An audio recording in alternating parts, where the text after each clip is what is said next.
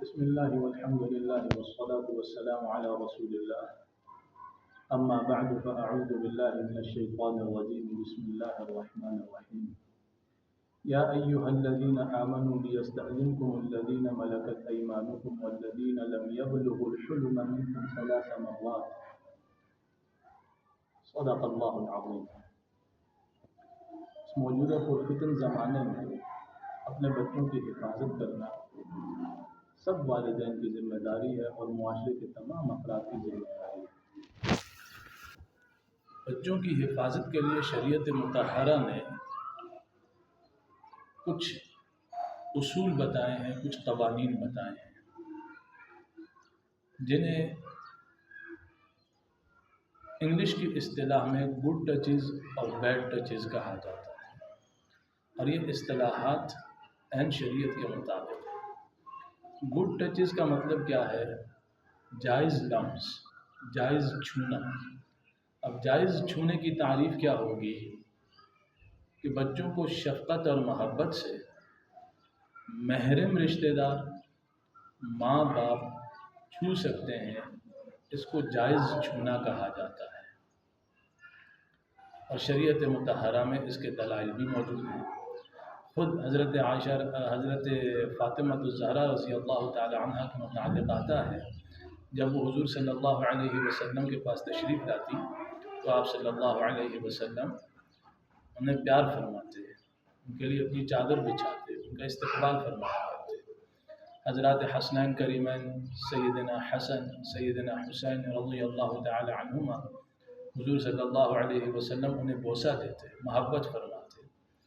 تو محرم رشتہ دار، ماں باپ، بہن بھائیوں کا آپس میں ملنا، ایک دوسرے کو پیار محبت اور شفقت سے چھونا، اس کو جائز لمس کہا جاتا ہے. اور ایک ہے ناجائز لمس، یعنی کہ برے ارادے سے، بری نگاہ سے، شہوت یا شیطانی سوچ کے ساتھ کسی بھی بچے کو، کسی بھی غیر ایسے انسان کا چھونا جو کہ اس بچے یا بچی کا محرم نہیں ہے، یہ ناجائز ہے. اس کو کہا جاتا ہے بیڈ ٹچز. اور ایسے لوگ جو ایسا کرتے ہیں ان کے لیے شریعت مطہرہ میں سزائیں بھی ہیں، اور یہ فعل حرام ہے. چنانچہ آج کے معاشرے کے اندر بچوں کی حفاظت کے لیے قرآن مجید نے ہمیں اصول سکھائے ہیں. جو سورہ نور کی میں نے آیت تلاوت کی، اس آیت مبارکہ میں گھر کے بچوں کو گھر کے بڑوں کے کمروں میں 3 اوقات میں جانے سے، بغیر اجازت جانے سے منع کیا گیا ہے.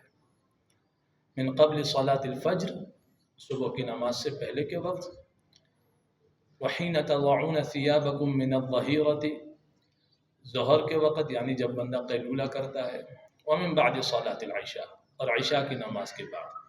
اب یہ تینوں اوقات ایسے ہیں کہ ان تینوں اوقات میں والدین اپنے آرام گاہ میں کس کیفیت میں ہوں بچوں کو نہیں پتہ ہوتا.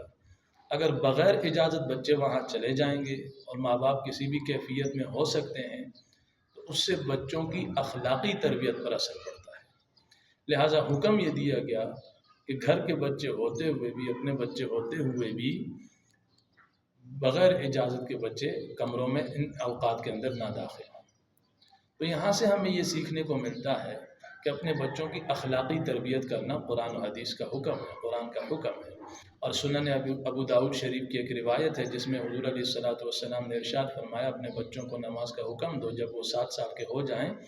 اسی حدیث کے آخری الفاظ ہیں، وَفَرِّقُوا بَيْنَهُمْ فِي الْمَضَاجِعِ، ان کے بستروں کو بھی الگ کر دو. یعنی 10 سال کی عمر کو جب پہنچ جائیں تو ان کی خوابگاہیں، ان کے بستر جدا جدا کر دیے جائیں. چاہے وہ 2 بہن ہیں، 2 بہنیں ہیں، 2 بھائی ہیں. 10 سال کی عمر میں عموماً جو انسان کے جذبات ہوتے ہیں وہ ابھرنا شروع ہو جاتے ہیں. تو جب آپس میں لمس ہوگا تو ممکن ہے کہ ناجائز جذبات جو ہے ان کے اندر جوش، ان کے اندر ابھار آ جائے، برانگیختہ ہو جائے. لہٰذا حدیث مبارکہ میں بھی اس سے منع فرمایا گیا ہے. تیسری بات، اپنے بچوں کو سکھایا جائے کہ اچھا چھونا، جائز چھونا کیا ہے اور ناجائز چھونا کیا ہے.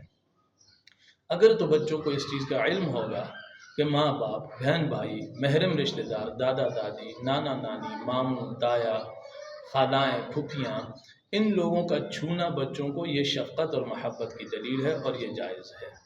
اور ان سے ہٹ کے اگر کوئی بھی آدمی بچوں کو چھوتا ہے، ان کے پرائیویٹ حصوں کو چھوتا ہے، بچوں کو سکھایا جائے کہ ان کے زیر جامہ لباس کے نیچے بعض حصے جو پرائیویٹ ہیں، اگر اس جگہ کوئی چھوتا ہے تو یہ گناہ ہے، یہ حرام ہے، اور اگر کوئی چھوئے تو بچوں کو چاہیے ان کو سکھایا جائے وہ فوراً آ کے اپنے والدین کو مطلع کریں، آگاہ کریں اس بات سے۔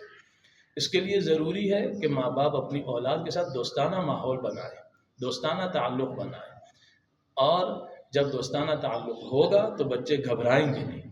ماں باپ جب بچوں سے پیار کریں گے، محبت کریں گے، انہیں اپنائیت کا احساس دلائیں گے، تو گلی محلوں میں، تعلیمی اداروں میں، بازاروں میں جہاں کہیں بچیوں کے ساتھ ایسی حرکات ہوں گی تو وہ بغیر خوف اور بغیر جھجک کے آ کے ماں باپ کو بتائیں گے۔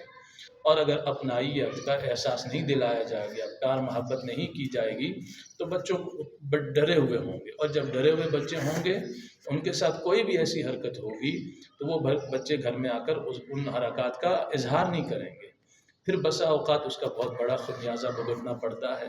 لہٰذا آج کے موجودہ معاشرے میں ضروری ہے یہ بات کہ ہم قرآن و سنت کی روشنی کے اندر اپنے بچوں کی اخلاقی دینی تربیت کریں تاکہ ہمارے بچوں کی حفاظت ہو سکے۔ اس کے لیے ضروری ہے کہ والدین کی تربیت بھی ہو اور بچوں کی تربیت بھی ہو۔ اللہ جل شانہ ہمارے معاشرے کی بھی حفاظت فرمائے، ہمیں قرآن و سنت کے رہنما اصولوں کو مد نظر رکھتے ہوئے اپنی دنیا گزارنے کی اور اپنی آخرت کی فکر کرنے کی توفیق عطا فرمائے۔ والسلام علیکم ورحمۃ اللہ وبرکاتہ۔